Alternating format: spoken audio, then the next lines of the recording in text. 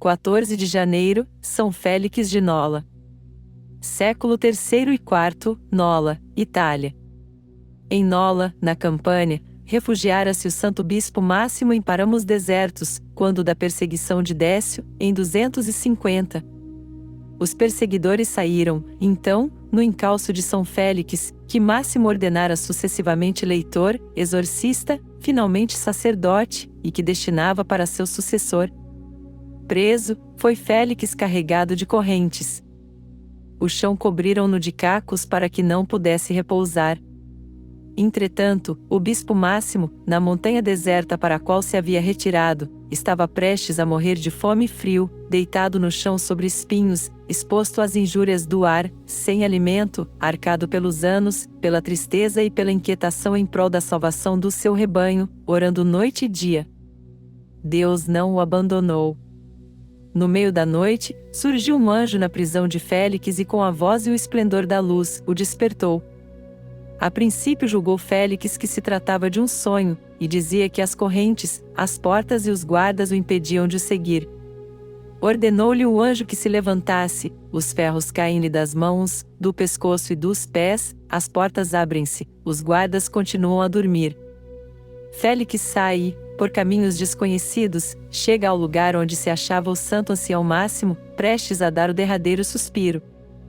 Reconhecendo-o, abraça-o e beija-o, mas encontra-o frio. Sem voz, sem pulso, sem movimento. Restava-lhe apenas alguma respiração. A primeira coisa a fazer era dar-lhe alguma comida. Félix procura, roga, e percebe, finalmente, acima da cabeça um cacho de uvas. Pega-o, aproxima-o da boca do ancião moribundo, que já tinha os dentes apertados e nada mais ouvia. Afasta-lhe os lábios ressequidos, aperta a baga e faz deslizar o suco. O enfermo readquire um pouco de força, volta-lhe a palavra, reconhece Félix e diz-lhe: "Vindes muito tarde, há muito que Deus me havia prometido o vosso auxílio. O estado em que me achais bem evidencia que não fugi por medo à morte, o que fiz foi desconfiar da fraqueza do corpo. Por favor, levai-me ao meu Félix, põe-no aos ombros e leva-o." O bispo vivia pobremente, e como criadagem tinha apenas uma velha. O próprio Félix, após receber a bênção de Máximo, que lhe colocou sobre a cabeça a mão, ficou oculto durante algum tempo em sua casa. Legara-lhe o pai grandes haveres, mas ele distribuíra a maior parte aos pobres. Tendo-se aliviado um pouco a perseguição, mostrou-se ao povo fiel, a quem instruía pelas palavras e mais ainda pelo exemplo do que havia sofrido. Os pagãos não conseguiram suportá-lo muito tempo. Foram na casa e, sabendo que fora para a cidade, onde ensinava os cristãos, para lá acudiram empunhando espadas. Mas ou porque Deus o cegasse, ou porque alterasse o rosto do santo, não lograram os pagãos reconhecê-lo. Ao próprio Félix perguntaram onde estava. Ele, percebendo naquilo a mão de Deus, disse-lhes, rindo, que desconhecia inteiramente o tal Félix que andavam procurando. Os perseguidores retiraram-se para outra banda e continuavam sempre a perguntar pelo paradeiro de Félix, quando alguém lhes afirmou que se tratava da mesma pessoa a qual tinham dirigido a palavra pouco antes. Imediatamente refizeram o caminho.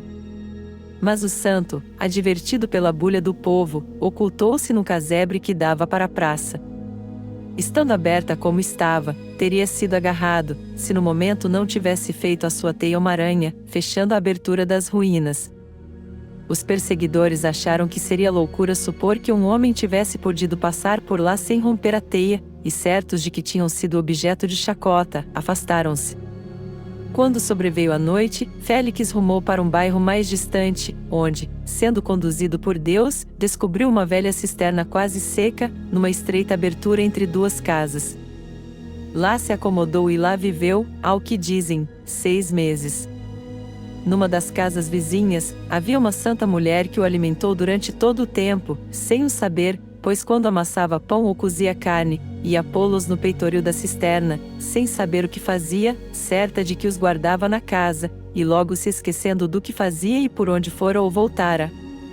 Deus nutriu assim, milagrosamente o servidor, até que a paz voltasse à igreja. Foi São Paulino, que de cônsul romano se fez bispo de Nola, quem nos contou tais atos e milagres de São Félix. São Félix de Nola, rogai por nós.